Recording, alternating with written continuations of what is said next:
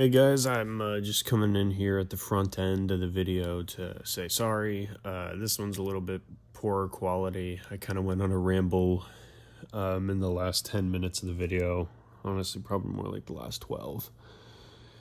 And I lost the Minecraft footage that I had taken to put over this video. So I guess we're just going to have to stick with the slides, which I'm not super proud of on this one. But if this is your first time watching the channel, I really hope you stick around and this doesn't give you a bad impression of the channel as a whole. We're working on it. You know, I'm still trying to find my footing here a little bit. But kind of nail down the style. But I appreciate you guys watching. I enjoy the video. All right, hello everybody. Welcome back to the Protestant Education. Today's not as intelligent or well thought out of a video. I'll be honest. We're kind of being a little lazy today. But today's video is about just an interesting thought. Well, maybe it's interesting, maybe it's not. I don't know. We'll let you guys be the judge of that. But it's this thing that comes up when we talk about evangelism and the different arguments for God. The argument that I'm talking about specifically today would be the Pascal's wager argument. For those unfamiliar, Pascal's wager basically says, okay, how do I explain this? All right, so Pascal's wager kind of looks at all of the religions and says, well, it's just a safe bet to be Christian, given that, in Islam and in Judaism, there are provisions for if you're a good Christian, you can still get into heaven under the ideas of Judaism or Islam. And so the way that Pascal's wager would work in that argument is, okay, well, if you're a Christian, the only way to get to heaven is through Jesus Christ. Through Jesus Christ, our lives transform. Ergo, our lives transform into being morally better people. Ergo, why not be Christian? Is the very basic, and I'm really dumbing it down for the pretenses of this video because I want to get to my issue that I have with it pretty soon here. So this video doesn't take 30 minutes and I'm not just diatribing for the whole time like the last video was. So what we're going to do is we're going to give a brief overview of the other religions. So, in Buddhism, the main goal is to detach from oneself and all of that, and reincarnation, achieve nirvana, whatever. Not too big of a deal. It's the analogy starts to fall a little bit when you get to more polytheistic religions, even if they're like more traditional polytheistic religions. But those are just kind of like the general five, yeah. Jewish, Muslim, Buddhist. I mean, Hindu's polytheist, but Hindus tend to believe in a form of reincarnation as well. So again, if you behave with good morals, which you would if you were a Christian, well, then you're probably going to get into heaven. So now let's talk about the problem. So again, to sum up, Pascal's wager says, if you're a Christian and Christianity's true, great. If you're a Christian and Christianity's not true, cool. If you're not a Christian and Christianity's not true, cool, nothing happens. But if you're not a Christian and Christianity is true, well, now you go to hell. So it just makes more sense to be a Christian. My main issue with that argument is I think evangelism is important, and I think it's important when we talk about these arguments for God and apologetics to delve into the why. You shouldn't just say, oh, well, what about the problem of evil without actually explaining why there's a problem of evil, without explaining why, okay, well, without God for morality, without this objective standard of morality we as humans need to go through. I did this with a friend of mine the other day. We were just talking about the problem of evil, and I said, well, I believe in God, and that kind of solves the problem of evil for me. And he was like, oh, well, what about this? What about this? What about this? Why don't we take God out of it for a second? And I was like, sure, we can take God out of it for a second. And then eventually we got to the point where we were arguing over morals again and what's morally good and what's morally bad. And that's when I just kind of pointed out to him, I hear what you're saying, but look at where we are now. We're right back to arguing about morals and what's morally good and morally bad without God. So that does kind of solve the problem of evil, because we've spent the past 20 minutes arguing about whether or not this, and this are wrong, when there's a much simpler answer. And we have to do all of these mental gymnastics with each other and talking around each other and talking around all these different things to get to these moral questions. So I do think these are important things. Now, some people deal with ecclesial anxiety. I myself do not, but there's some people that do. And I think it's important to, take that into consideration and think about that when we talk about these arguments for God. The reason I bring up ecclesial anxiety is because, okay, what about the Catholics? So let me re-articulate Pascal's wager in another way for you, okay? If you're Protestant, and Protestantism is true, or no, let's start the other way. If you're Catholic, and Catholicism is true, cool. If you're Catholic and Protestantism is true, cool. If you're Protestant and Catholicism is not true, cool. But if you're Protestant and Catholicism is true, well, it means you're going to hell. And this isn't just Catholicism, it's also Eastern Orthodoxy and Oriental Orthodoxy. So when you use Pascal's wager, you, to some extent, push somebody into a one true church denomination. Hang on, I'm reading something real quick.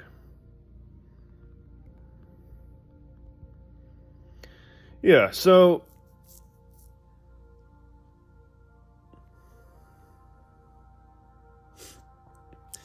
like I said, the Catholic, the Orthodox, both Orthodox churches, they hold these views, and so using Pascal's wager as your hinge argument for the existence of God just probably isn't the best idea, because again, there's a lot of people that really struggle with this. Now, that being said, if there's somebody that you think this argument would really, really work on, go for it. Do not let me discourage you from evangelizing or engaging in apologetics in not however you see fit, but I'm not your apologetics coach. I don't teach an apologetics class. I am a YouTuber who has maybe 4 videos online by this point. So yeah, I'm a random YouTuber with no credibility, okay? So you shouldn't just take what I have to say for granted. Or not for granted, as fact. I would much rather people listen to this and give their own thoughts, think about it for themselves a little bit. As I think it is an interesting conversation to have. And again, I'm not saying for sure you can never do it. It's a horrible idea to do it at all times ever, never use it for evangelism. That's not what I'm saying. What I'm saying is, from a logical, argumentative standpoint, you run into a problem with that argument. Again, if you think that argument would work for somebody, go for it. If you have a buddy who's super into gambling, and this is the only way you can get him to see it, go for it. Give him this analogy. If it'll work, it'll work. Hey, there's a reason that it has been an argument for a while. Clearly it worked a couple of times. But I'm more so just again, the vague idea of there are issues that come up with that. I think almost every argument for God has some uh, something that you have to get past intellectually. Um, that's kind of why it's called faith, not fact. That's why, to a degree, we still have to operate on faith. Like, if you were to ask me, I genuinely don't think we will know until we die what the truth is. But I have faith. I have faith in Jesus Christ and the Christian faith. So that's kind of where I'm willing to, and again, since we're talking about Pascal's wager, that's where I'm willing to hedge my bets. Just based on the history, based on a whole variety of factors. I don't know. I mean, if people watch this and people want me to give like my testimony or why I'm Christian, why I believe in God, maybe I can do that at some point. I just don't really think it's important. I don't really know what my testimony specifically would really add to the channel, because I'm not like a lifestyle YouTuber. This channel is gonna stay mostly to theology. We'll dip into politics and other stuff here and there, but again, I'm not doing culture war stuff. I'm not doing debates. I'm not going to tell you how to live. If you want people to watch for that, I could tell you. I'll tell you a bunch of people that are better at that than me. If you want, a lifestyle person, some like Bible study kind of YouTuber, Braxton Matcham's great. I always say he seems Methodist to me, but I don't want to come out and say that because I don't know for sure. I haven't seen him ever explicitly mention his denomination, because he also seems a little bit non-denomy to me. But I think he's great. I love watching his videos. He always has some great insights. I've heard that Bryce Crawford is good. I don't really watch him, but he also seems a bit non-denom to me. And this channel is more about defending classical Protestant doctrine, as well as just the academic side of Protestantism. And so, when we delve into politics, we're gonna be talking more from a political philosophy standpoint, as opposed to this is what the Bible says about this political issue. Because I'll just be perfectly honest, I don't care. There are issues that I think are important. There are issues that I think are not important, and I think a lot of not important political issues really get elevated in the church. And I think it's kind of sad to see. It's really sad to see, actually. So that's why I would rather stick to the educational side of this channel. Just, this is what, like I was working on a video about politics the other day. I was starting the script for it. I don't know if it's gonna come out. I don't know if I'm ever gonna finish it or if I really want to finish it. But it's about the evangelical president. As much, a president who subscribed to evangelical Christianity, as opposed to the Protestant Christianity that pretty much I think there's a few deists and a few Catholics, but pretty much every president has adhered to some form of the Protestant faith, the Protestant Christian faith, whether Presbyterian, Lutheran, Methodist, Baptist, Anglican, whatever.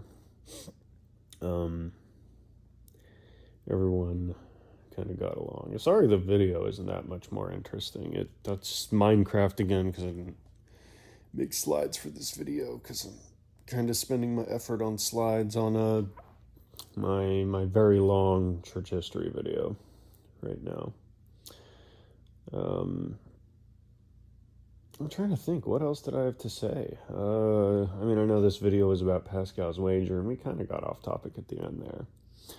But I want this to be a channel where I can, engage with my audience and say, hey, do we like this? Do we not like this? Are you even watching? I try to respond to the comments. I've only had one comment so far, but I responded because I want to be the person that responds to my comments, and takes part in this. It's important. We need to build a community. We're all I know there's people that'll watch this that are probably not classical Protestants, but I think that's important too. Something I've been really lamenting recently is just the fact that like CCEL is such a hard website to navigate. It's very difficult to like move across pages, at least in my experience. Maybe I'm not zoomer enough. Maybe I just don't understand the website. Maybe I'm a little too boomer for that. Despite my young age, technology does tend to preclude me to a certain degree, but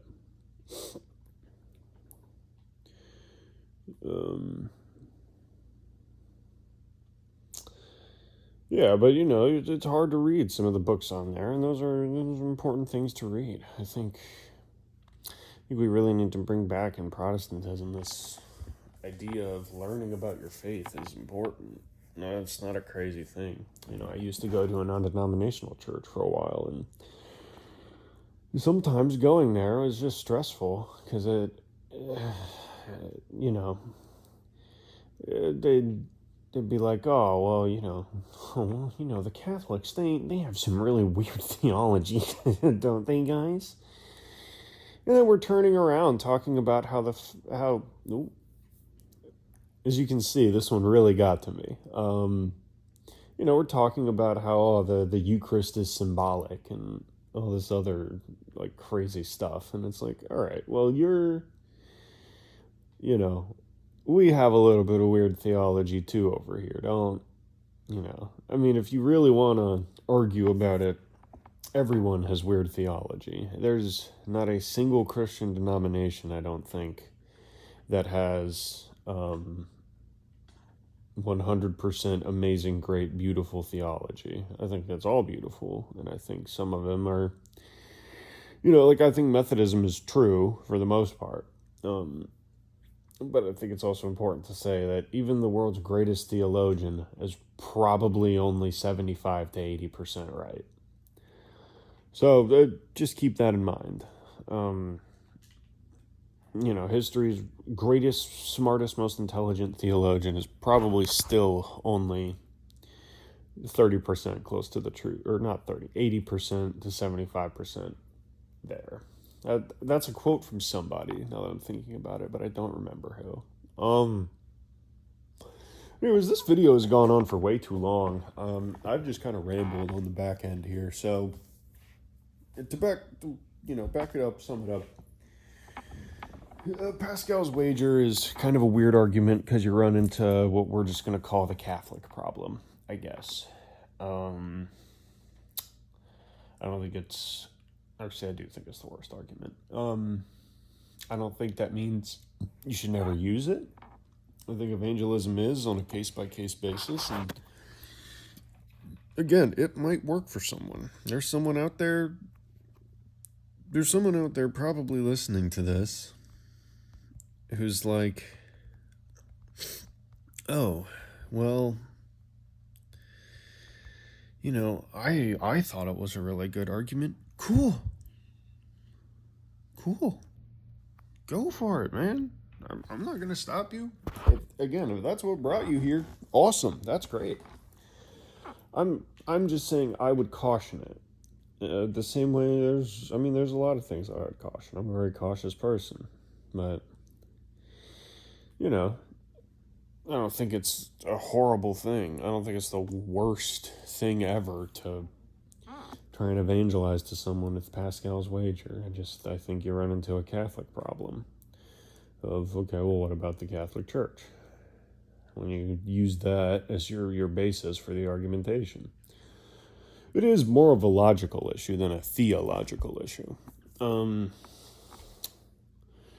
But yeah, that's pretty much it. I've said probably about 10 minutes extra of stuff that doesn't matter and is whatever, but I guess such is the nature of this. So, yeah, I'll see you guys later. Oh, yeah, that's right. Remember to like, subscribe, all that jazz. Apologize for almost cursing there.